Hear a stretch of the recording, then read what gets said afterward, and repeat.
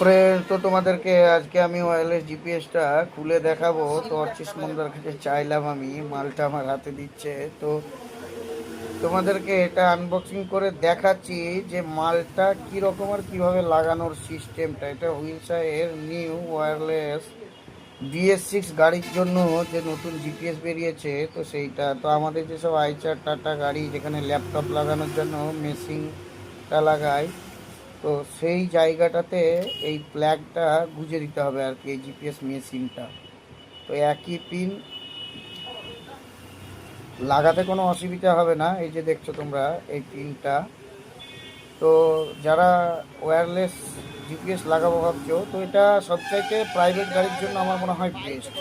কারণ হচ্ছে কি, এটা লরিতে লাগালে লরির ড্রাইভাররা কোনো জায়গাতে খুলে রেখে দিতেও পারে, হয়তো ভুলে ভুলেও খুলে দিতে পারে। তবে এটা প্রাইভেট গাড়িতে লাগালে অতটা অসুবিধা হবে না। তো দেখতে পাচ্ছ কত সুন্দর বানিয়েছে হুইলসাই কোম্পানি মালটাকে।